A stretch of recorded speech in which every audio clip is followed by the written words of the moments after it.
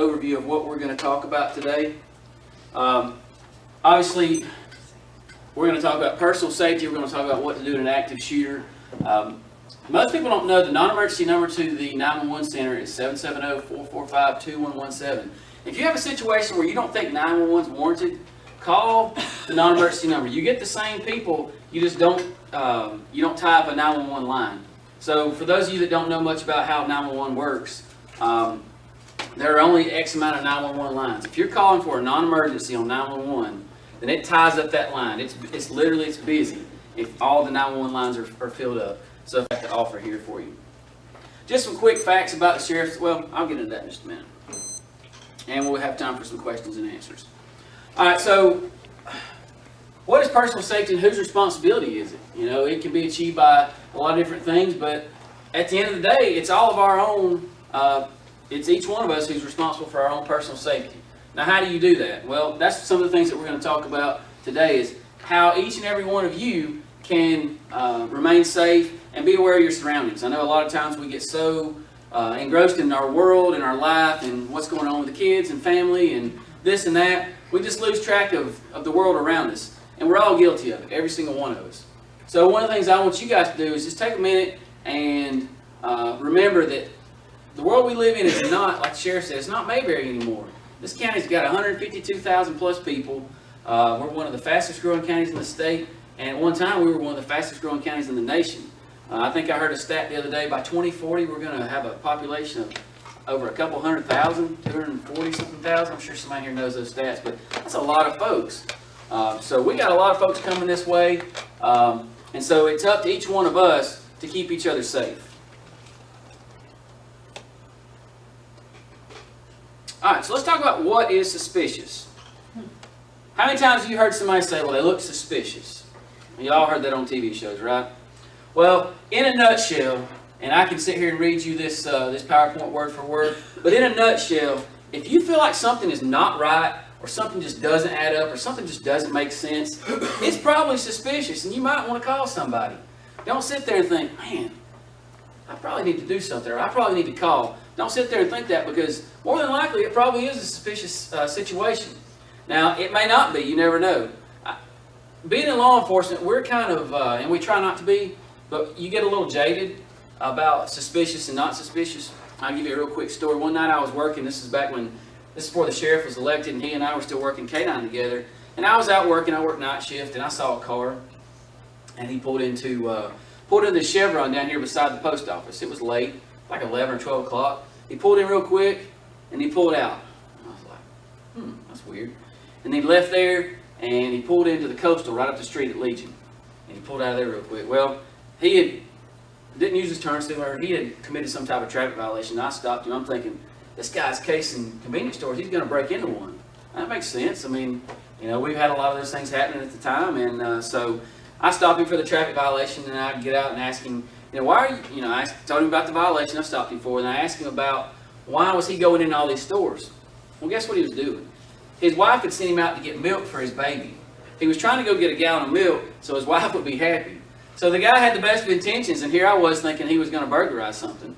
So you never know. I mean, you got to be aware of your surroundings. You got to be able to try to determine if it's suspicious. If it's not suspicious, what do you do? So only you can determine that. But I can tell you this: if the hair on the back of your neck stands up, trust that feeling. I promise you. It is, for some reason, God gave us that sixth sense, and I believe in it. And if you don't, you should, because I can assure you, I feel pretty confident it saved my life a time or two. So trust that sixth sense. If you have that instinctive mode of fight or flight, it's telling you something's wrong. Don't ignore it. Same thing, that sixth sense. All right. So would that be a non-emergency call? Well, it depends. I mean, and only you know the answer to that question. I mean, and that's one of the difficult things. A lot of times people want us to tell them, well, when do I need to call, when do I not need to call? Well, it's okay for me. I don't know about y'all. Sure, that's fine. I don't want to put y'all to sleep. Is that going to mess up your camera? I think mess up your camera. Yeah, actually. It doesn't matter to me. It's whatever y'all want. And probably a few hundred people will see this if we get it on video. I don't think they're going to be able to see the camera. They can't see us, Cheryl. No problem. So, you know, we can't give you a by scenario situation of should you call, should you not call, should you do this, should you do that. Really and truly, you're going to have to base that on your personal experiences in life, that sixth sense that we were talking about, and how you feel. Sometimes, I mean, you may call and it may not be anything to it, but guess what? At least now we know. You may see somebody that's doing something that you think is suspicious or just doesn't make any sense. Call us out. If you don't know whether to call 911 or 2117, just call 2117.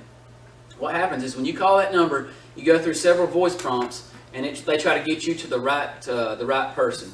And they'll go through, and basically what happens when you call, you're speaking with a girl. Well, you're speaking with one of the 911 operators. They're keying in all the information, the location, your name, your phone number, all that stuff, and then they hit send, and they send it across the room to one of the dispatchers, who then dispatches it to the deputies.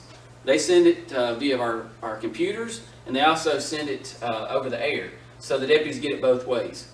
And depending on the severity and what type of incident it is, it may just be like a silent dispatch where it just comes in on the computer and a tone sounds, and the deputy just pulls up on the computer and says, oh, okay, I've got a suspicious person at whatever the location is, and then they go. But to give you an answer on what you should do and what you shouldn't do, it's hard. It's all going to depend on your personal experiences and how you feel at that time. All right. I don't like these PowerPoints like this. So what can you do? Well, personal safety is making a conscious effort to be observant and cautious. So we talk about green, yellow, and red. And that's kind of the way you operate. So when we're on duty, we're typically in a yellow mode, which is head on a swivel. We're always aware of our surroundings. We know what's going on. An example of a green mode would be maybe you're at your house, you're watching TV, or wherever you feel really comfortable. A lot of you guys as citizens probably operate in a green mode more so than folks that are in public safety or law enforcement especially. Even when I'm off, I'm pretty much always in a yellow mode if I'm out in public. My green mode is when I'm at home with my boys and my wife, and we're out in the pasture, or we're doing something with the cows or riding four-wheelers or whatever it is we're doing at our house. That's usually a green mode because we know that's a safe zone. Typically nobody's going to be around our farm. Yellow mode, like I said, is you're going to have your head on a swivel. You're going to be watching folks. You're going to be looking around, aware of your surroundings. And you should really and truly, when you're out at Walmart or the grocery store or getting gas or wherever you are in the world, going to and from your vehicle and you're out in the public, you should really be aware, and you should be in a yellow mode, just an aware mode. Not that you're prepared for some type of attack or anything like that, but you're in an aware mode to where you know what's going on, you see things. Don't be this guy. Don't be this guy right here, this gal, going from your car to the grocery store or your car to the office or wherever. Don't be that person, because that person is allowing themselves to become a victim. Don't allow yourself to become a victim, because you're just making it that much easier for the criminal. And criminals are out there. They're smart. They prey on people that are not prepared. All right, so if you're going to your car and your keys are down in your pocketbook or in your pocket and you're looking at your phone and you're not prepared, they're going to see that, and it's going to make you more accessible to them as being a victim. So have those keys ready. Have your thumb on either the panic button or the unlock button, and be prepared. It's not the same world that we used to live in. You have to commit to yourself that this is a mindset. This is not something you just do on a whim. This is the way you have to be. We all have to be vigilant. We all have to be aware. If you see something, say something. That's one of the big campaigns that Homeland Security is pushing. If you see something, say something. It doesn't matter if you think it's insignificant. Let us come out and check it. But we all have to have a different mindset in the world that we live in. I mean, does anybody know what this black line on my badge means? A couple of you do, I know. Does anybody know what that means? It's called a mourning band. And we wear that when a law enforcement officer is killed in the line of duty. Well, I've been wearing this for about 2 weeks, and I'm tired of wearing it. Right. And it doesn't seem to be getting any better. And so we all have to commit that this world we live in is changing, And it's right now, it just doesn't seem like it's changing for the good. So we have to commit to that mindset, every single one of us, not just law enforcement, not just Republican, not just Democrat, not just white, not just black, but everybody, as human beings, we all have to commit that we have to be aware of our surroundings and don't allow ourselves to become victims. Because if you allow yourself to become a victim, then you're just making it that much easier for the criminal. Because the criminals are out there preying on, we all go to work and we provide for our families and we do everything we need to do for the community. These people are out there doing the exact opposite. They're preying on our hard work.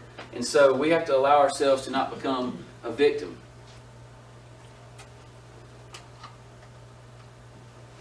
Alright, so what should I do if I see suspicious activity? We kind of touched on this a minute ago. If you see something, say something. Don't be afraid to call. If you don't think it's a 911 type emergency, call 445-2117. Say, I saw A, B, C, D, E, F, G, and I just think a deputy or whoever needs to come and check it out. May not be anything to it. Maybe. You never know. I mean, everybody heard of oh dang, I just lost his name in my mind. The serial killer that they caught in Florida. Ted Bundy. It left my mind for a minute. Do y'all know how Ted Bundy was caught? Does everybody know who Ted Bundy is? Yes. One of the most famous serial killers in the world. Who knows how he was caught? Does anybody know? I just saw it. He was caught on a traffic stop for a traffic violation. Right. Just a simple traffic violation. Had that officer not stopped him, he could very well still be out there doing what he was doing. So the most insignificant things can amount to something so very important. You just never know. So if you see something that you think doesn't make sense or it's out of place or whatever, call it in. Now, we're not advocating that you guys go out there and become Johnny Law. We're not telling you to be anything that you don't feel comfortable being. You just do what really and truly what we need out of our citizens for you guys to be our eyes and our ears. Because the facts, I mean, the odds are against us. We have 210 deputies. We have 152,000 people and 313 square miles. So I'm sure there's some pretty smart math people in here. You do the math. There's a whole lot more people than there is of us. So we have to have you guys out there being our eyes and our ears, helping us and telling us. And we're going to get into what we need here in just a minute, how you guys can help us more. Alright, so you can call 911, you can call 445-2117. Just depends on how you perceive that particular situation. Alright, this is the meat and potatoes of what we need. We need the where. That's the most important thing. That's the first thing they're going to ask you when you call. They're going to say, what is the location of your emergency? They're going to say, Paulding County 911, what is the location of your emergency? Because if we don't know where you are, we can't help you. I mean, it matters that somebody's getting shot, and it matters that there's a bad wreck, and it matters that people are injured. But if we don't know where, we can't send the resources. We go ahead and send resources before we know all the facts. If you say there's a bad wreck at 61 and 278, they're already rolling cars and fire trucks to that location before they even know, hey, it's an ejection, it's a possible fatality, there's somebody that's really critical, or maybe it's some type of violent situation. We're already rolling our assets that way before we get all the pertinent information. So it's important to try to stay as calm as you can and give them the where, the who, the what, the when, the why, and the how.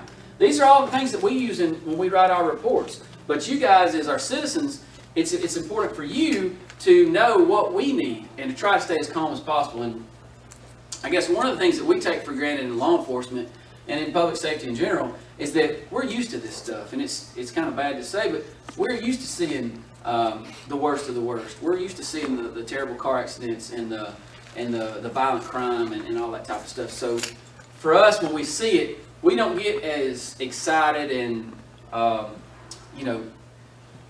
up as some people that may or may not have ever been around something like that before. So try to remain as calm as possible and give us that pertinent information, because that's what we need in order to be able to respond effectively. So suspect description, and here's an analogy that I always like using.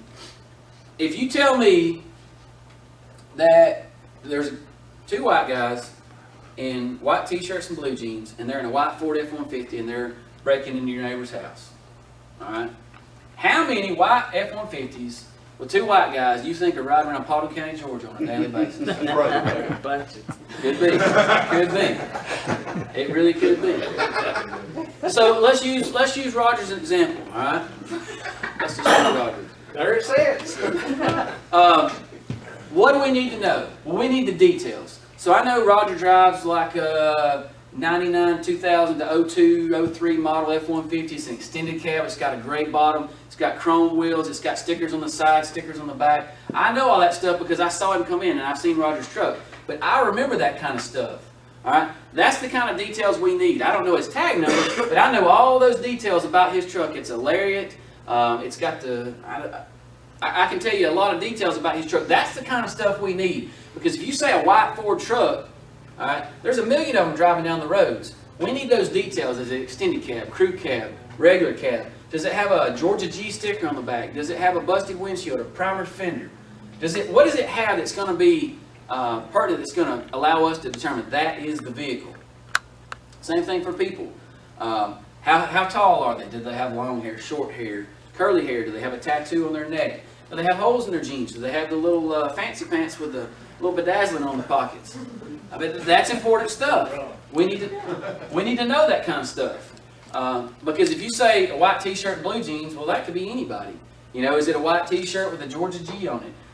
What is specific about that person? Do they look like they haven't shaved in a few days? Do they have a mustache, goatee, beard? Those are all important things that you may or may not think about when you're calling something in. And you can look at this. I mean, pretty much everything on here is something that I've gone over. Weapon type, you know, that's a tough one, especially if you're the victim of something. And anytime we talk to victims and we ask them, what kind of gun was it? Most of the time they don't know. They just know it was a barrel that big. Has anybody ever have a gun pointed at them? If you have, it's not a good feeling. I have. I know the sheriff has. It is not a good feeling at all. And it's hard to keep your bearings and know that kind of stuff. So that's why we go back to it's a mindset. You have to mentally prepare yourself to be in that situation in order to give us effective details and information so we can catch these people. So remember, we've got to have the details. Just think about any of that stuff. Like I can tell you, Miss Sharon's the first time I've ever seen her car. It's a little Honda station wagon. It's tan in color. It's got lightly tinted windows. It's got lightly tinted rear tail lights. I mean, that's just for me looking at that car for a couple minutes.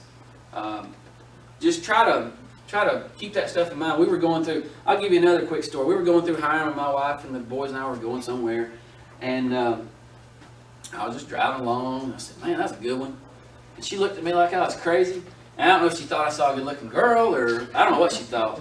She's like, what are you talking about? I said, that tag, that's a good one. What do you mean? It's expired. And she said, you were off work. And I said, I know, I can't help it. But what it was an expired tag. And that's just one of the things we look at. We look at tags and when they expire. You know, I never see them when I'm at work, but I always see them when I'm off. But that's just ingrained in who we are as a law enforcement officer. We see those kind of things. We see the violations. We see the busted taillights, the expired tags, the headlights out. All those things that we stop cars for, we see that kind of stuff, part of who we are. And we're not asking you guys to be like that, but we're just asking you to be a little bit more aware, especially in the climate that we live in today. You've got to be aware. Actually, in this day where everybody carries cell phones and they got a camera on, it's a good idea if they can do it safely. Take a picture of that. Absolutely. Take a picture. And I'll have to double check.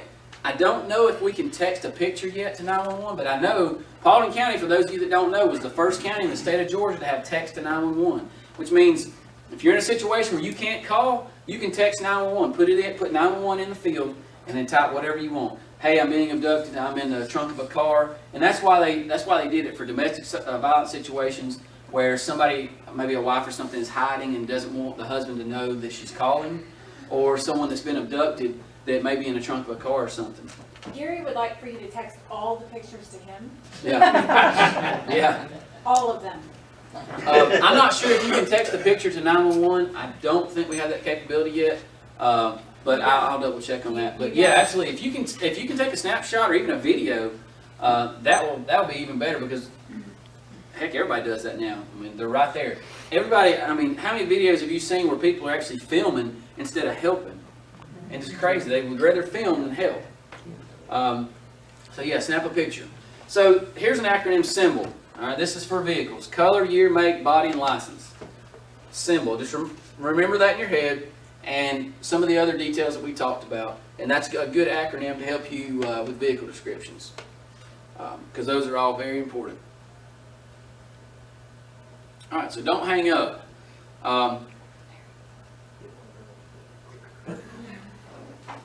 When you call, don't hang up, all right? Because if we don't have updated information, we can't find you. If you call and say, hey, there's this and this and this going on, and you hang up, we don't know what direction you're going, we don't know where you are. Stay calm, let the dispatcher ask you questions. You'll be the first on the phone and be the last to hang up. All right, we've got to have you. We've got to have those details because you know what's going on firsthand. How many times y'all ever played that game as you were kids where I say something and by the time it gets all the way to the end of the room, it's something different? Well, it's similar with us because you got the caller, all right? The caller calls the call taker. The call taker types it in, then she sends it over to another desk. Well, then that girl then tells it to the deputy. Well, by the time it gets to the deputy, it could be different. So that's why it's important to stay on the phone so we can get that up-to-date, accurate information. Because if you don't, they could misinterpret it. And we could get incorrect information. And that's happening. Alright, can y'all see that? So 3 areas of concern are home, out and about, and your office, your workplace. These are the 3 places that you're going to be. And that pretty much sums it up. So you're going to act differently in each place, right? Obviously, when we go to work, we're going to try to be as professional as possible and go to work and do our job. When you're out and about, you're going to act a certain way. When you're at home, you're going to act a certain way. You got to be prepared at different levels no matter where you are. Now, kind of going back to the green, yellow, and red and how you want to be. Well, for us, a red situation would be when we're on that traffic stop and we're walking up to that car for the first time to make initial contact with that vehicle. That's a red zone. We're at a heightened sense of awareness. We are to the point where we don't know what their intentions are. They don't know what our intentions are. So we're in a red zone where we are super aware of what's going on and what's happening. A lot of people really don't understand what it's like to be in our shoes, and they like to criticize law enforcement. And it's very tough to do that because most of the folks that are criticizing us have not been in our shoes and they don't know what it's like. But just remember the levels of awareness that we talked about earlier, and remember how you're going to respond in each one of these scenarios.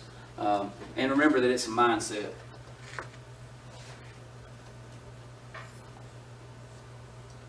All right, so who's heard the term target hardening? Have you ever heard that? So this is talking about your home or your office or your business place. Basically what it is making your home less inviting to criminals. Well, how do you do that? Well, there's a number of things you can do. Institute a neighborhood watch program. That's something that I work on. Me and another guy at the sheriff's office, we kind of head that up. Get with your neighborhood.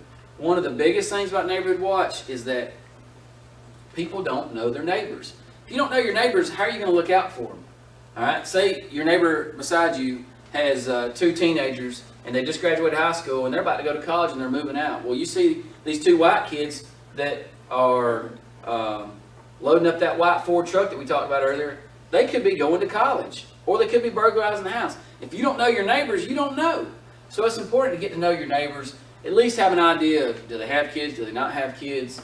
And that way you can look out for each other. All neighborhood watch is like it used to be in the old days. It's looking out for your fellow man. Look out for your neighbors. Y'all take care of each other. And that's what neighborhood watch is in a nutshell. For your doors, get deadbolts. For those of you that have just the standard twisty lock and no deadbolt, you are wrong. You need a deadbolt. Now, will a deadbolt keep everybody out? No. It's like they always say, a gate and a lock's only going to keep an honest man out. If they really want in your house, they're going to bust that door in. Who's been to a hotel and you see the latches that come over like that kind of? Y'all seen those? Those are really good. If you can anchor those into the actual studs in the wall, the casing, the door jamb, where you actually get into the 2x4s, do those on the top of the door and on the bottom of the door. Now, they can still get in, but one of our SWAT guys went to a class, and it was a breaching class. And at those classes, they have the big ram. It's a big, heavy metal ram. And he said, the guy that I was talking to said that was one of the most effective things to keep a door secure. He said, I got in it, but it took me several minutes. Now, I mean, really, that's all you can hope for. Because if you hear that banging on your door, for several minutes, either they're going to give up or you're going to have time to prepare and mount some kind of defense.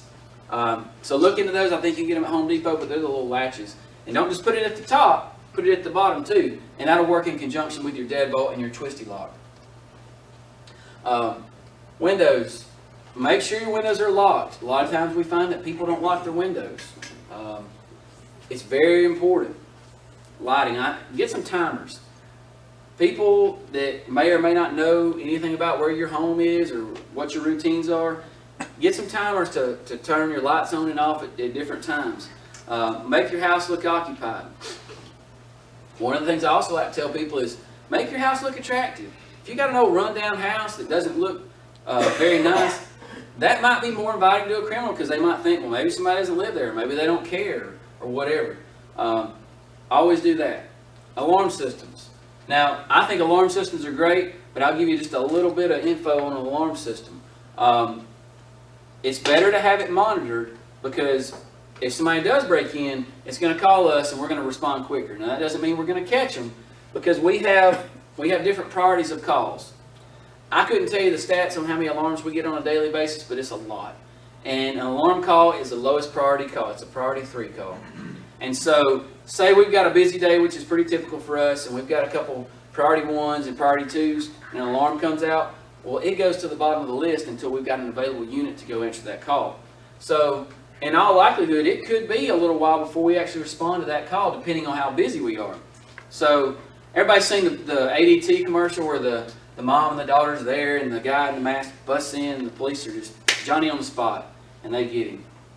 It doesn't happen like that. Now, I'm not saying alarms aren't good because I think they're great, and you should all get one, but it does not happen like that, especially when we're busy. It's a lower priority. Now, if you hit the panic button, that's a different situation because that puts it in a higher priority level, and we're coming quicker to that call than we would just a standard no code on the alarm. All right. So we kind of talked about when you're out and about and be car wise. When you get out of your car, don't be consumed with your cell phone or whatever else is going on.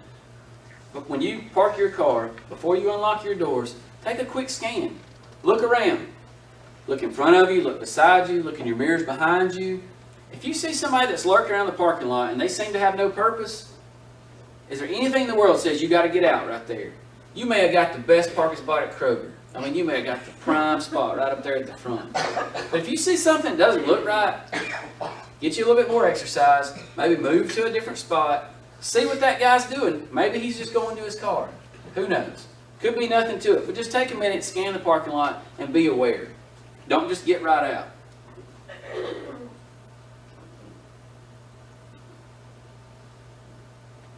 And these are all important things. Lock your doors. This is something that we beat ourselves. I mean, we bang our heads against the wall all day, every day about people not locking their doors. Whether they're at their home or they're out and about, lock your car doors. Gosh, I don't know how many entering auto reports we take on a daily and weekly basis because people don't lock their doors. Please lock your doors. Don't leave things in the car that's in plain view. If you got an iPad, don't leave it on the front seat. If you got the GPS unit, don't leave it sitting out. Put it in a console or put it under the seat. Hide it. Don't invite those criminals into your car. Keep all your valuables out of plain sight.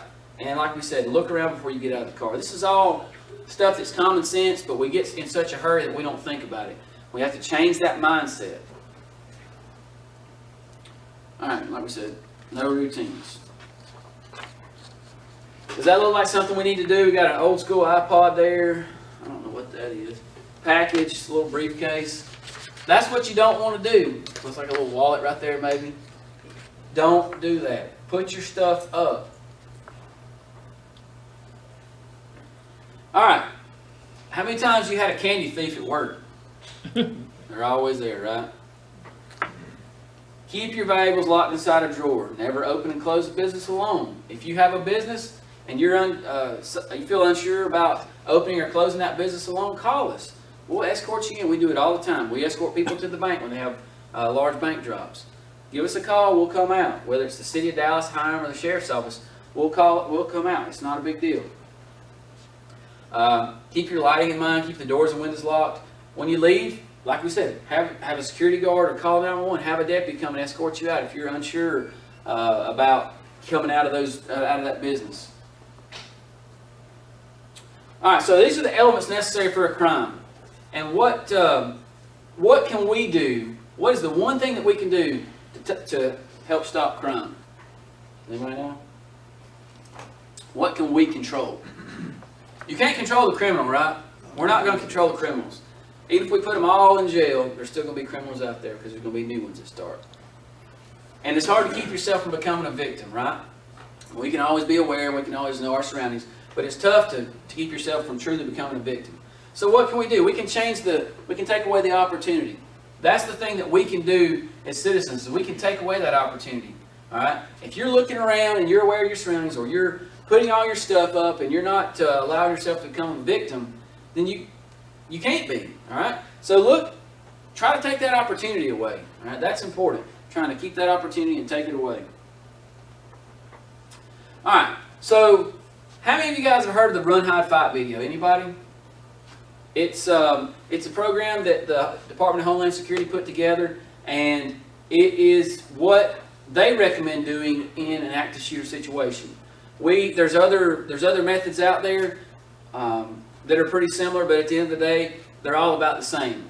Run if you can, and get away. Hide if you can't run and get away, and be quiet. And at the very, very minimum, fight.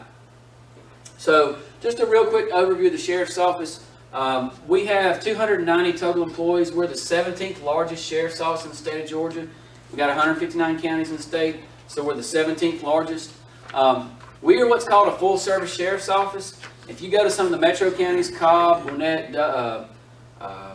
Fulton, DeKalb, those counties, Clayton, those are not full-service Sheriff's Office. The Sheriff is a constitutional officer. You guys being in the Republican Party, y'all all know that. He gets his power from the state of Georgia. He's elected by the people. He answers to the people. He gets his budget from the Board of Commissioners, and he does with that budget what he feels is necessary for his Sheriff's Office.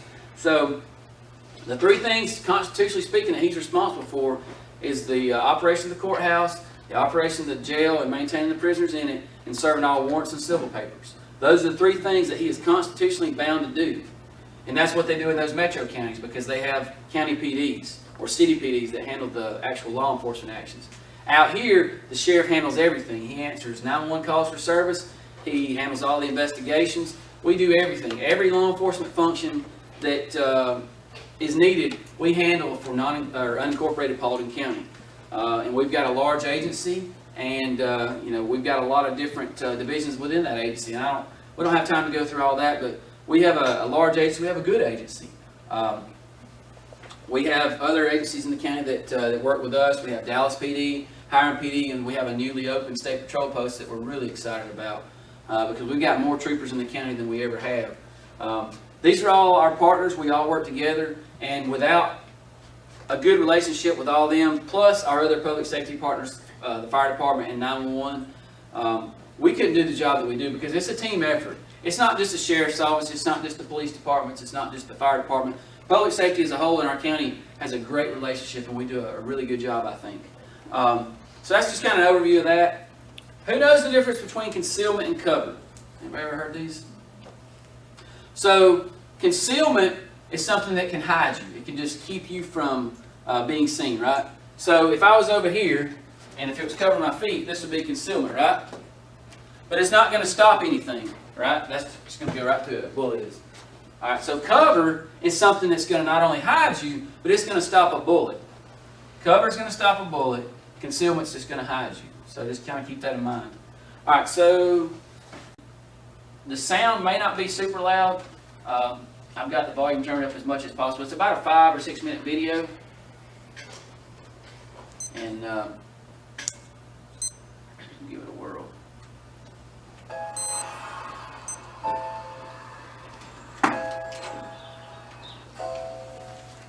It may feel like just another day at the office,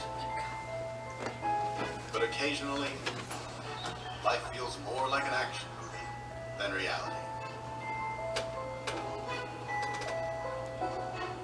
Near authorities are working hard to protect you and to protect our public spaces.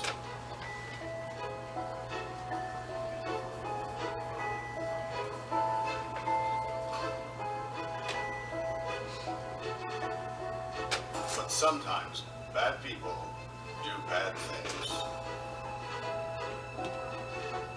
Their motivations are different. The warning signs may vary, but the devastating effects are the same. And unfortunately, you need to be prepared for the worst.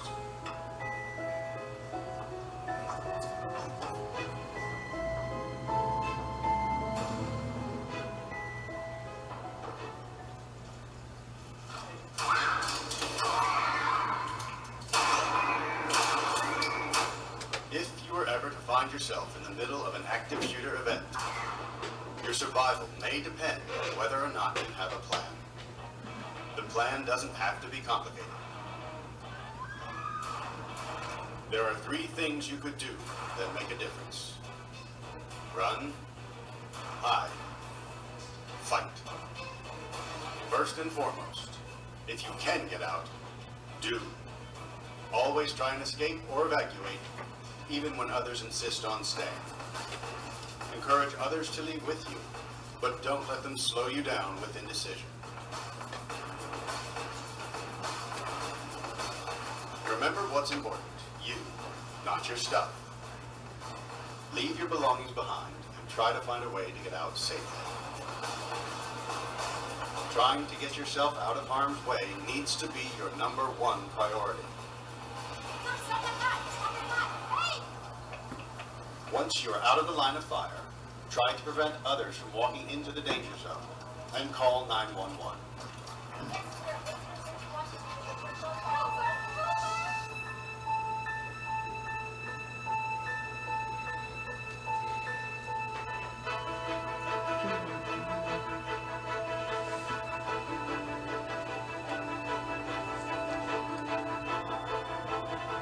If you can't get out safely, you need to find a place to hide.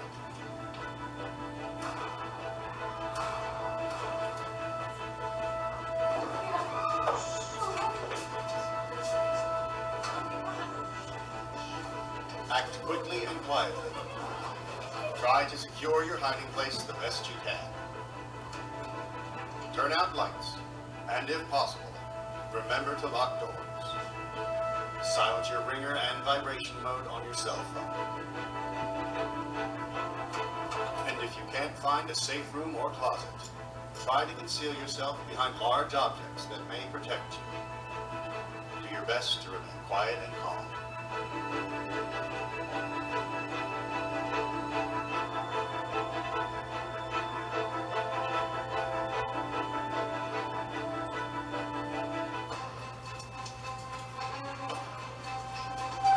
As a last resort, if your life is at risk, whether you are alone or working together as a group, fight. Act with aggression. Improvise weapons. Disarm him. And commit to taking the shooter down, no matter what.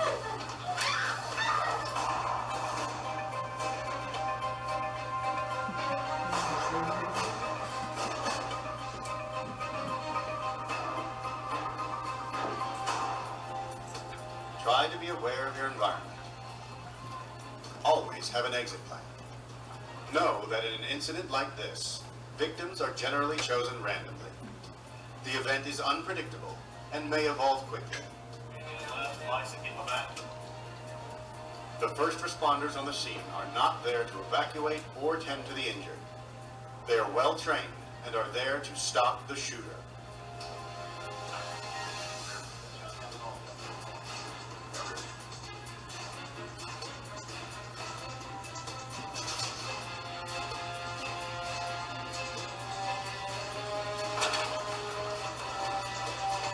Your actions can make a difference for your safety and survival. Be aware and be prepared. And if you find yourself facing an active shooter, there are 3 key things you need to remember to survive. Run, hide, fight.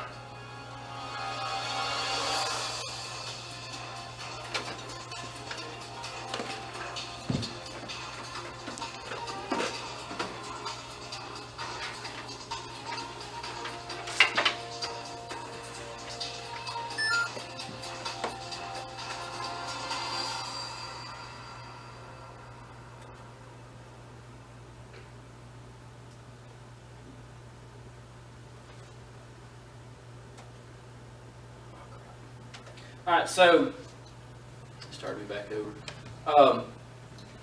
Has anybody seen that video before? No, a couple maybe. So the big thing is three things to remember: run, hide, fight, and it's pretty simple. I'll tell you a couple other things that you can do in those situations. So that's pretty easy to remember. A couple things you can do if you have a scenario where this happens. Try to get out as quickly as possible. If you got somebody that's lingering and they don't know what to do, they're flipping out, go. Get out, be able to get that pertinent information. And remember, you got to take care of yourself. And I know that's a hard thing to say, but you can't sit there and allow somebody to risk the lives of others with their indecision. Encourage them to come, but if they don't come, you got to go. You got to get out of there if possible. Hide. Turn the lights off, lock the doors. I saw some training one time to where people, you can take your belt off, and this is a really good idea. Take your belt off, tie it on the door handle, run the loop through the latch, and you can tie it around a door handle, and you can pull it on the side, and you can hold it to where you can't come in that door. You can also wrap the loop around, you can wrap the belt loop around right here, and it'll keep the door from opening. You can put the loop right here, and if this was a solid wall, you could pull it, and you could keep that door from being open. There's a couple of different things you can do. You can wedge stuff under there, put a chair under there. There's a couple things you can do. You want to get away from the windows. Of all the active shooter scenarios that have happened, the majority of them, the shooter's going to the path of least resistance. If he encounters a door, from all the studies that we've seen of all the active shooters situations that have taken place, they're going to move on. They're not going to spend their time trying to kick in every single door unless they are there for a specific person. And that just depends. And then fight. If you get to that situation where you've got to fight, you've got to go ahead and get in that mindset where I know, or we collectively as a group know, somebody's going to get hurt. But I promise you, it doesn't matter how much training you have, it doesn't matter what you got, if it's a fight or flight situation, you got to fight, you get ready. If you're in here, get salt shakers, get chairs, get tables. You bombard that person from all directions, because how much stimuli can we deal with at one time? Not much. If I got people coming at me from all directions, no matter how many weapons I've got, you walk them upside the head, they're going to go down, and you keep on until that threat is stopped. When you commit to that fight, you've got to commit to the fight, and you've got to, it's going to be a life or death situation. And I think it's very important to get yourself in that mindset. I know I keep saying that over and over, but we have to collectively as citizens, we have to get in that mindset and prepare ourselves for the potential of this happening, because it's far too common in the United States. And this is not just for adults. This is for everybody. High school kids, elementary age kids, college kids. This is for everybody, because if we have an active shooter at one of our schools, this is what you're going to need to do. You're going to have to do one of those three things. Now, one of the things they touched on, and people think that it's kind of inhumane, when our first responders get there, we're going to the threat. We're going to the sound of gunfire, okay? If there's somebody laying there shot and they're screaming and they've got their hand up for help, it's not that we don't care. It's not that we don't want to help them. We've got to stop any additional loss of life. So we're driving right past that person that's hurt, and we're going to the sound of gunfire. We worked with the school district and all their other public safety partners in the county, and we did an active shooter training up at North Paulding High School, and it was very realistic. We had a bunch of high school drama students. They made them up with blood and injuries and stuff like that. We actually got the fire departments. They've got a fake smoke machine, which is not harmful, but it clouds there and you can't see. We put that smoke in the hall. It was a very, very realistic training scenario for us. We have simunition guns that shoot. They look like a real Glock gun, but they shoot paintballs pretty much. and it's force on force training. So the deputies that responded were getting shot at by a bad guy, and so it was good training for them to be able to go in and see what it's like to be in a school that's got not only an active shooter. We're going to have to ask you to leave with that song. If it's not Rocky Top, you can't play it. But if they're not prepared, then they don't know how to respond. So it's good to keep that in the back of your mind, especially some of the girls in the back that are high school or college students, to know that the deputies or law enforcement are going to keep on going past you. All right, and when it does get to the time where you need to evacuate, keep your hands up. Let them know that you're not a threat. I know you're probably going to be upset, but keep your hands up and let them know, hey, I'm not the threat. The threat is in there. They're wearing whatever. Because we're going to be getting 1,000 911 calls. Our 911 lines are going to be flooded with people that are calling. So just bear in mind, when we go in, we're getting very limited information. We're getting sporadic information. And we're having to go into a scenario that's not only dangerous and very stressful, but it's a situation where we don't have all the details. So just keep that in mind when you see a law enforcement response to one of these situations. I mean, this is pretty self-explanatory. Don't confront or place yourself in any danger, and don't try to apprehend offenders. If it gets to the fight part of a run high, like an active shooter type scenario, you go full force. You get fire extinguishers, tables, chairs, books. We did a class for our local churches, and we told them, what does most every church have now? Hymnals and Bibles. I mean, nobody wants to throw a Bible, but I think God's going to be okay with it if we throw some Bibles to stop a bad guy. If you get a bunch of folks throwing Bibles at this person, they're going to be doing that. And then that'll give you the opportunity to rush them and do what you need to do. Just to reiterate, we can't do our job without you guys. You guys are our eyes and our ears. This is just an introductory into what you need to do. But it's designed to get you to start thinking, to get yourself in that different mindset, to be prepared, and to not allow yourself to become a victim. That's what we don't want. We don't want you to become a victim. And I'd like to, if anybody's got any questions, this time I'd like for you to ask any questions you might have. Yes, sir. Well, will y'all be having any more of those classes with the churches? Because thanks to people like Micah Gravely, concealed carry holders could carry in church now, Right. And would it give us like tactics coming from 2 different ways, etc.? Yeah, I mean, we don't necessarily, in that class, we didn't teach any tactics. We taught more or less, what you need to do, what you don't need to do. And really, a lot of the burden is on the church itself, on whether or not you want to allow that or if you don't want to allow that. Because the way the law reads is it's not legal to carry your gun in a church unless the governing body of the church allows its members to do that. I'm a Baptist. If in my church, if you don't have a gun, they give you one. Right. They issue you the door.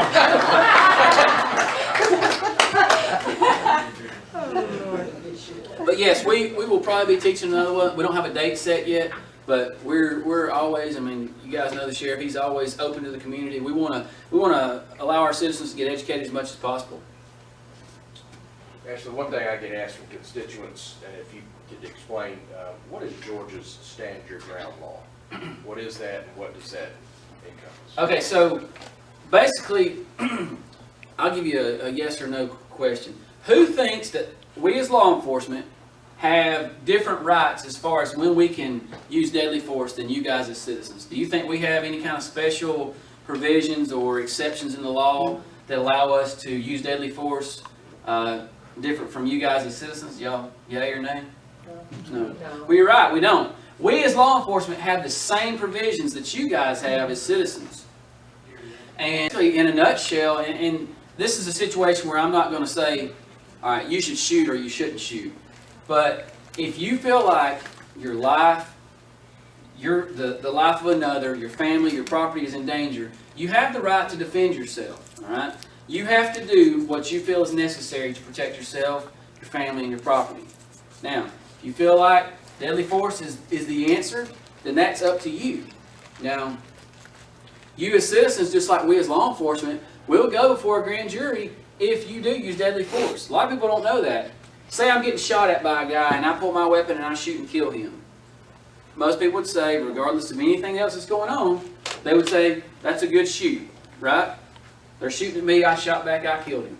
Well, guess what? I'm still going over here to the grand jury, and the grand jury's going to hear that case, and they're either going to no bill or true bill, right? Well, in that situation, 9 times out of 10, it's going to be a no bill because it was an authorized use of deadly force. You guys as citizens are the same way. If you have that scenario and you use deadly force, law enforcement is going to come in. We're going to investigate it. It will eventually go to the grand jury. The DA will present it, and it will probably be no bill if you were authorized to use deadly force. I don't think you're going to find anybody in any of our elected officials or any of our law enforcement officials that would ever tell you not to defend yourself if you feel like it's a situation where you need to defend yourself or your family or a third party. It's really a situation where it comes down to that sixth sense that we talked about, that hair on the back of your neck, and you feeling like you need to use that deadly force to protect yourself, your family, or a third party. You got to do what's reasonably necessary. And that's one of the things that's actually in the code section. Those 2 words are repeated multiple times.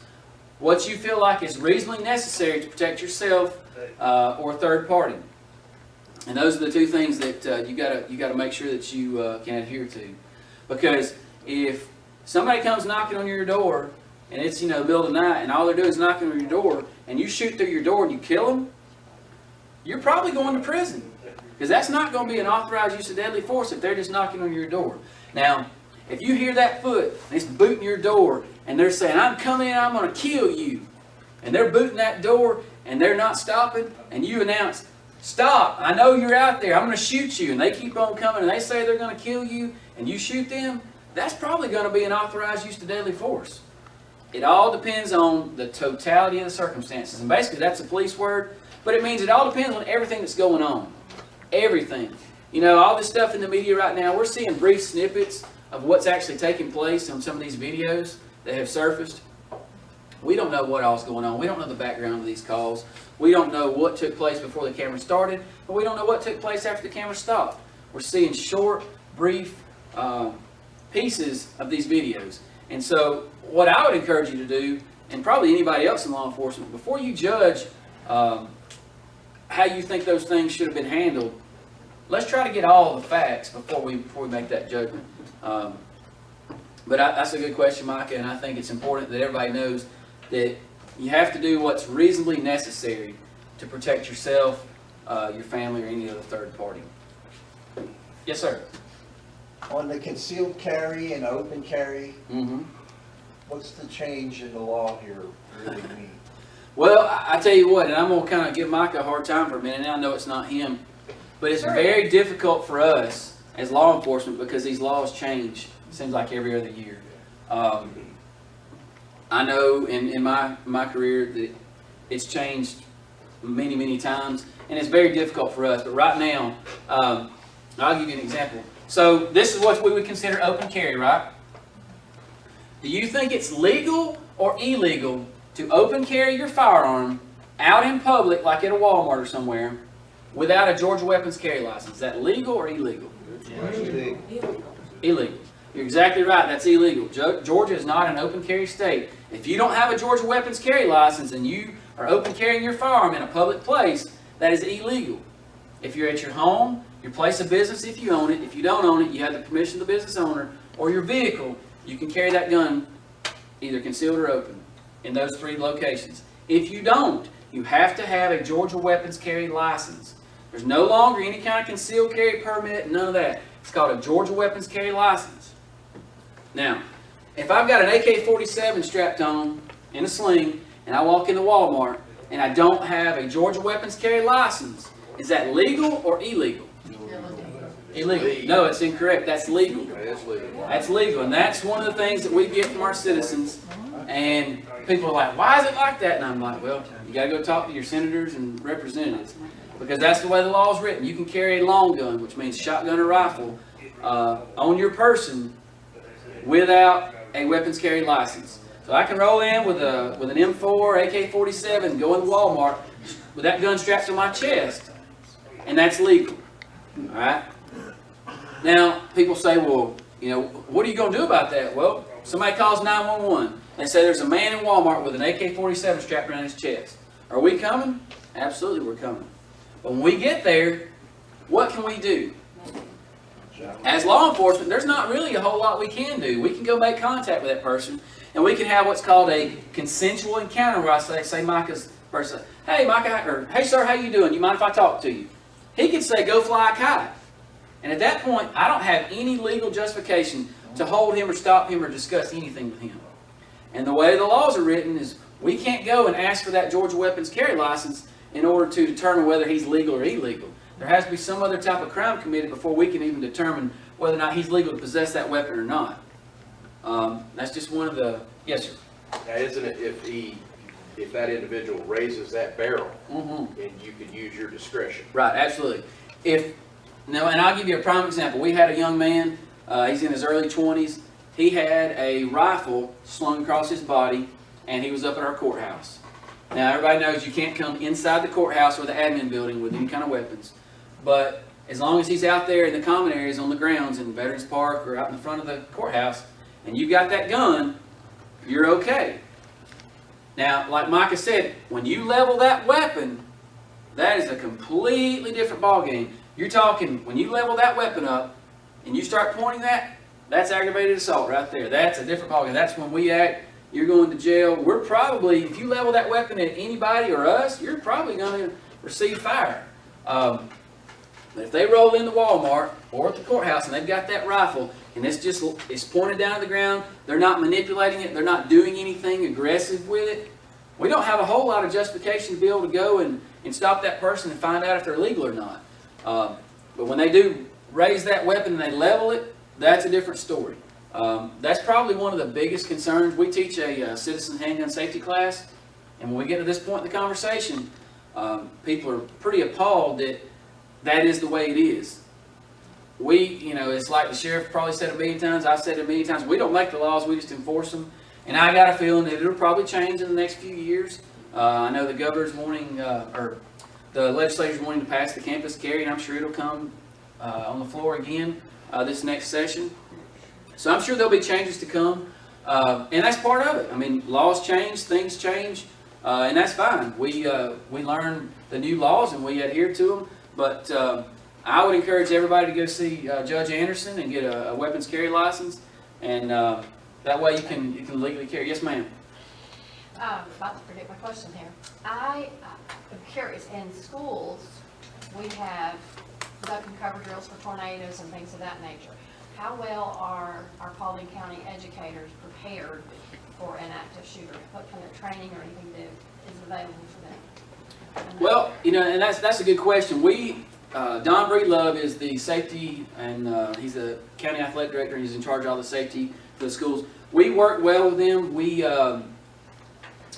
Like I said, we did that training at North Paulding. We try to do different training exercises on a yearly basis. The North Paulding exercise was a couple years ago. Was that for, I understood that was for the sheriff's department. Was that for the educators there? Well, I mean, it was more of what they did, the school system brought in all the principals, and they actually observed the response. So they had an idea of what our response would look like and what their responsibilities would be. Now, as far as the training that the teachers receive and the administrators receive, I don't know exactly what that is. Kim may know, I don't know. I just said that would be, we have a few colleges in our area. If that happens, the kids are going to panic. And if they're in a classroom, that principal may know what to do. But if that educator does not know to push that copier or that table or that chair, just to block that. I mean, that video was great, but I think we need Kim to take a very active I agree. effort. And we've gotten with them, and I'm not going to throw anybody under the bus, and they're aware. They're trying to find a way to, you want to be careful what you teach to students and to adults. I mean, if you go and you say, all right, we're going to teach all these kids run, hide, fight. Well, y'all know as well as I do, parents are going to come out of the frame about school systems teaching our kids to fight. Okay, so you got to find a way to do it in order not to inflame some parents. We've had several scenarios that happen around schools. The schools have done very well locking down. An active shooter inside the school would be different, but we've actually trained the way our school resource officers did. YouTube was surround the place and call it a SWAT team. We completely trained different than that. Now our school resource officers are the first line of defense. And they know instead of trying to hide or wait on the SWAT team to come, they got one job, and that's to go neutralize the threat. Schools have done a real good job of locking them down. Social media goes ape crazy as soon as anything happens. And my daughter's in the middle of it, you know. The biggest problem we got is everybody talking to their kids is not putting anything out on social media that's not fact. You know, we had to deal with that in South Paulding where we chased some guys from Bill Rick, and they actually shot at several different cops, and then they jumped out and run wearing body armor. But my daughter's in the middle of all that mess. You can imagine that's a good way to call again. But she's calling me because she's seeing stuff on Twitter and Dumber and whatever it is they do this week, that there's cops laying all over the parking lot dead. And she's sitting there looking out the window going, there is no, I see the cops, and she knows all of them. Matter of fact, she called Ashley because she didn't get me, but she's seeing the guys that she knows go by. You know, tell your kids, don't be putting out stuff that's not true, because it drives the kids crazy, it drives the parents crazy, and then we go from being able to try to handle something like this, and then we got to deal with 2,000 parents that it's not going to listen, that they're not going to go to school. The last thing you want to do is put yourself right in the middle of it. Yeah, I mean, the school system they do a really good job of training their folks and what to do in like a reunification type scenario. We've done several drills where, say something did happen, whether it's like an active shooter or like a gas leak or something, how they're going to reunify those students with their parents. We've got different locations that set, like say, Paulding County High School would go to a certain place, North Paulding would go to a certain place. All those plans are all in place. As far as the district actually educating the children as far as what you should do as a kid, I don't know that has happened. I don't know that that's happened anywhere, to be honest with you. And I don't think that's necessarily a shortcoming on our district. No, I was just thinking from an educator's standpoint, as I watched the video, to see the lady that was in the copier room and push that copier. Right. I'm thinking more the educator than I am the students. Right. Well, and I can My tell kids you. don't go, I mean, I got one in a private school and I got one in Georgia Highlands, so I'm not asking for me personally, I'm Right. just asking for the county. In general. Well, my wife's a teacher also in the county, and you know, I've told her a million times, you lock that door and you get those kids in the corner and you turn the lights off and y'all be quiet. Every one of our schools have block walls, and they're going to be very, very, unless you got a massive gun, bullets are not going to go through those walls. So the best thing to do is, if they can, get in there and close those doors, lock them. I know they have plans in place. Those schools, when they go on lockdown, it's like that. And like the sheriff said, the biggest thing that we have to deal with is the social media response, because the kids are texting their parents, they're putting stuff out, they're tweeting this and that, and us trying to deal with all those inaccurate stories and things like that. That's the most difficult thing, because we're out there trying to do our job, but then we've also got to respond to, you know, people saying that there's this and this and that going on when there actually isn't all that stuff going on. So it's difficult. But, you know, I think the school system has done a good job, but there's always room for improvement on every side. I'm sure there's a lot of things we can do to improve, and we will. As time passes, we'll work with them more closely and try to formulate plans. We'd love to get with them, and anything we can do to help them educate the faculty on how to respond in these situations, we'll be happy to. Yes, sir. I'm thinking of that transit officer a couple of shootings ago that went up against a rifle with just soft body armor and a pistol. He didn't have a chance. Your resource officers are just a first response responding officer. Do y'all have access to hard body armor, rifle rated, and rifles? Right. So for those of y'all that don't know, and the question was, do we have different types of body armor? So what I'm wearing right now, and you kind of hear, this is what we consider soft body armor. This will defeat pistol rounds, but if somebody shot a rifle at me, the difference between a rifle and a pistol round is that pistol round is traveling much slower than a rifle round. A rifle round will go through this like a knife through hot butter, and it's not going to protect me at all. Could we wear rifle-rated armor every day on a daily basis? No, it just wouldn't be feasible. It's so much bigger and thicker and heavier and hotter. We'd be like this, like the kid who's seen The Christmas Story. The little boy that's walking around like this. We can't do that. We can't be effective doing that. I mean, there's a lot of folks that don't like us as is. If we really gear up, you look a whole lot more intimidating. It's just it would not be effective. Different divisions have different levels of armor. Obviously, our SWAT team, those guys have the best of the best. Some of the other divisions, like our K-9 division, our warrants division, they all have what's called plate carriers, and it has the ceramic plates, which will defeat rifle rounds. I don't know that the school resource folks have that. And to be honest with you, in that situation, there probably wouldn't be time for them Yeah. to get it anyway because it more than likely will be in their car.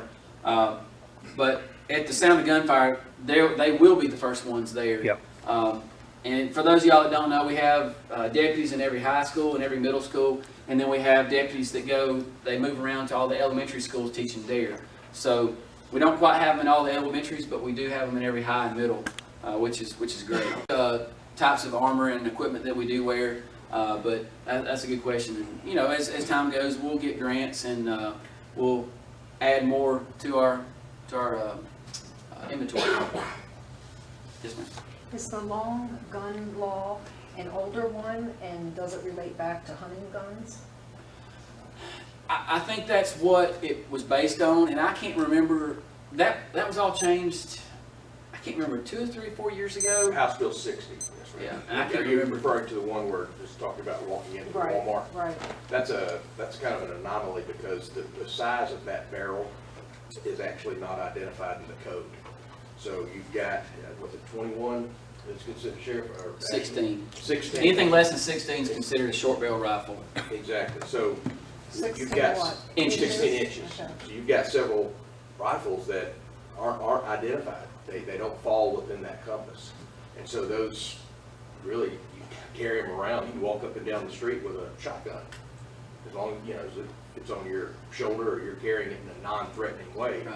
If you are carrying it in a threatening way, law enforcement certainly has the ability in their discretion to stop you and to apprehend you if they feel that firearm could be used to hurt somebody. And this guy, he has all kind of YouTube videos out where he's actually going and testing to see how the police are going to respond to it. I mean, he walked around the city of Dallas, he went into Walmart several times carrying a .22 rifle on a sling with a barrel pointing down.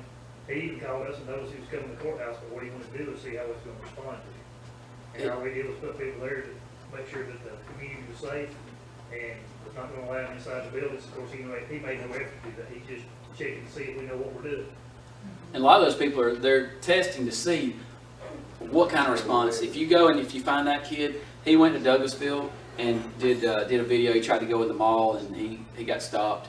But there's a lot of videos on YouTube if you go out there and test them. And there's a lot of officers that actually mess up and they do things incorrectly. And there's a lot that do it correctly. But it's tough for us. When we get called to something, we want to act and we want to do our job, but sometimes we're not able to do exactly what we need to do. So the way the law is now, if you're in Walmart grocery shop and there's a guy carrying an AR-15, there's nothing illegal about it. I mean, we can go try to ask him, but. And unless that business prohibits it. You'll see a lot of businesses that'll have a sticker on the door and it'll say no firearms. And that's what you would call prior notice. Now, there's the $1 million question is if you go in there with your gun and you see the sign and the law enforcement officer gets there, is that enough to make an arrest? Well, in that situation, what we would do is we would get, if somebody called us to that situation and there was a sign on the door, we would get with the manager or the person in charge and we would say, all right, what do you want done? And he would probably say, I don't want that person here. So we would go over to the person and say, sir, the manager's asked you to leave because you have a firearm. Or go take your firearm off and you come back in. At that point, if that person refused to leave, then that's a criminal trespass situation and they would be arrested for criminal trespass. The way the law is, you got to give them a chance to retreat. Yeah. Right.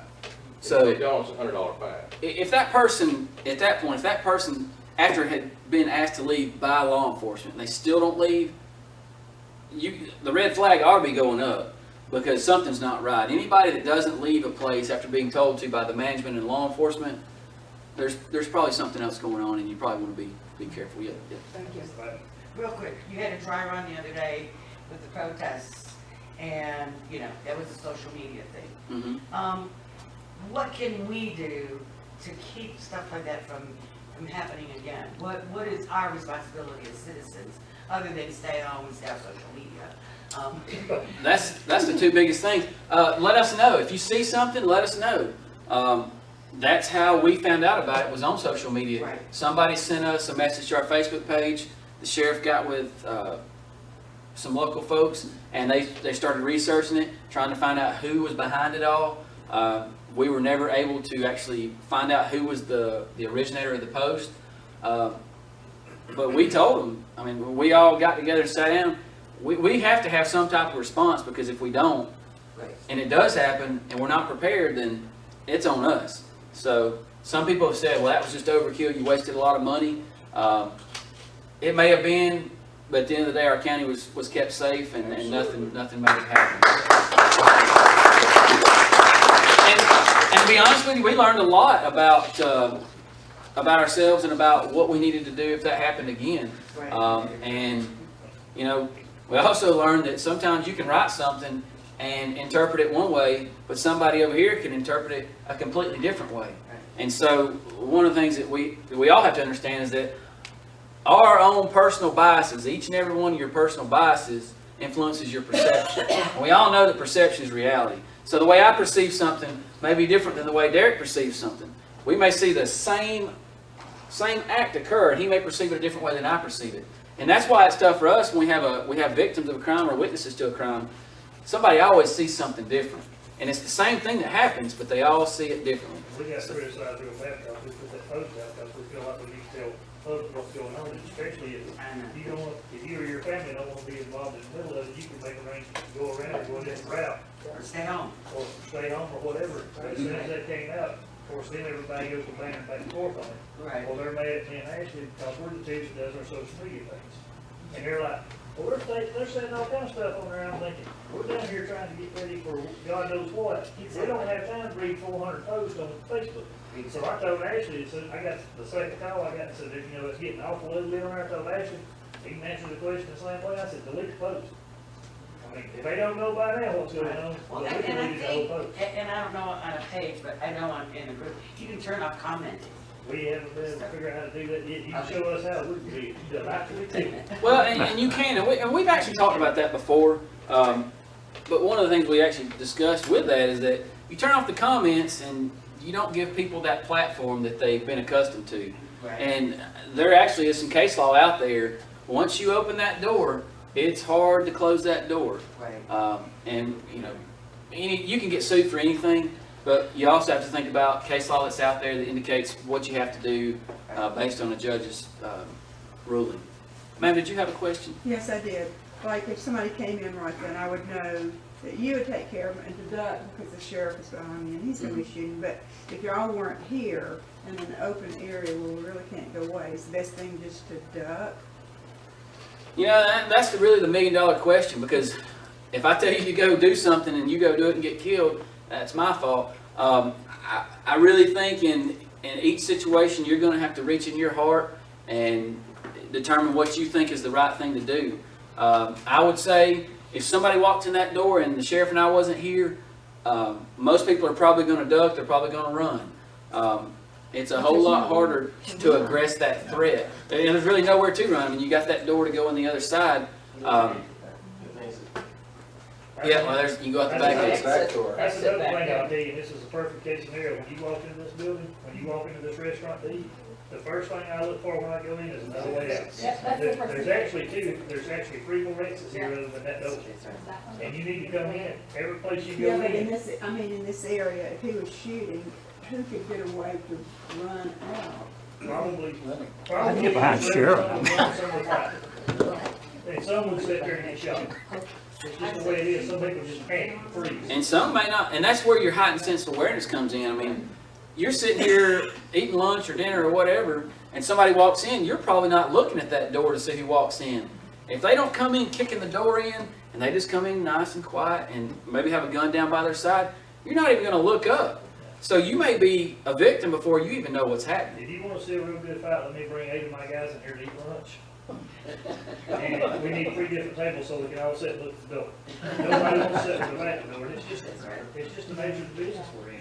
But every place I walk into, I don't care if it's a lawnmower shop, whatever, as soon as I go in, I find me a different way to get out. And it could be as simple as just a fire. I mean, what if that side of the building caught on fire? Don't sit here, find a way out. But he said earlier, you know, you got to be aware of your surroundings. You've got to take care of yourself because you're your first line of defense. I would get behind Micah. He's a good target. He can stop several rounds. This is like jail right here. It's unstoppable.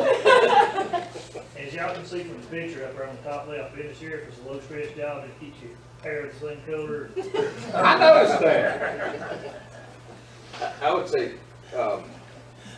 Heather and our girls, you know, one thing we learned in some of the local police academies or working on the public safety board is you're gonna fall back on your training. That's what you hope, is that it just kicks in.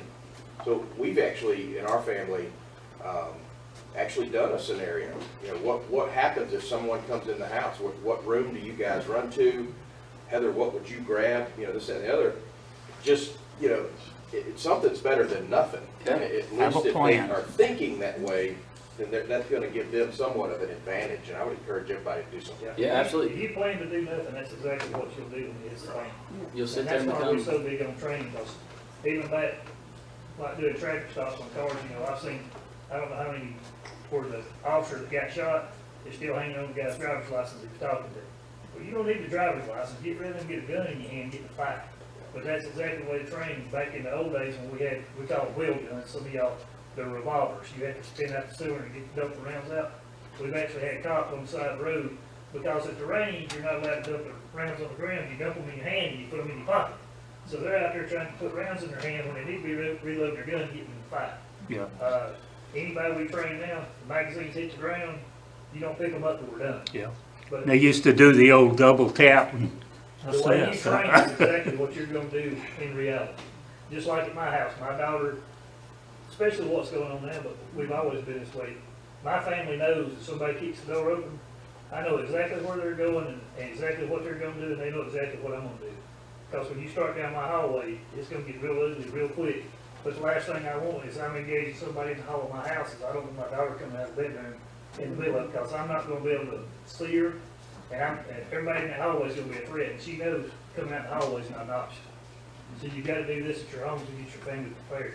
You never know, and I hope it never happens, but it does happen. I have one question. Like, my wife's really recoil sensitive, so I got her a little Glock 380. Do y'all have any experience with the lethality of a little 380 cartridge in day-to-day work? I've got one myself. The 380 is a smaller caliber. Really and truly, those small concealed carry guns is what I would call a get off me gun. Yeah. It's not going to be, you're not going to shoot groups of like that at 25. It's a close encounter weapon from 5 yards and in, 3 yards and in, really, probably. I think, and there's an FBI study that's out there, the majority of deadly force encounters are 7 feet and within. They're all close. They're really close. I don't know all the ballistics on them. I know that if you got a Glock, when you pull the trigger, it's going to go boom. Yeah. And that's really all you can ask for. But you know, there's different studies. A lot of I think the FBI is going back to 9mm. They've done studies, and I don't know. We carry a 45, and I love that weapon. It's got a lot of knockdown power, and you know, we could very well switch at some point in the future. Who knows? But I think if you're trained on your weapon system, that's the best weapon system you can use. Whatever you're familiar with and whatever you're trained on is the best one you can use. Yeah, Doesn't matter if it's a 45, a 32, a 380, a 9, a 40, 10. It doesn't matter. Whatever you have and you're familiar with and you're trained on, that's the best one. Because everybody's different. Just because I like Glocks doesn't mean Micah likes Glocks. Doesn't mean anybody else likes Glocks. I think Glock is the greatest thing since sliced bread. But that's all I've ever shot. Yeah. Some people think Tauruses are great or any other brand. It's all what you're comfortable with. What do you think the best weapon for home defense, longer wise?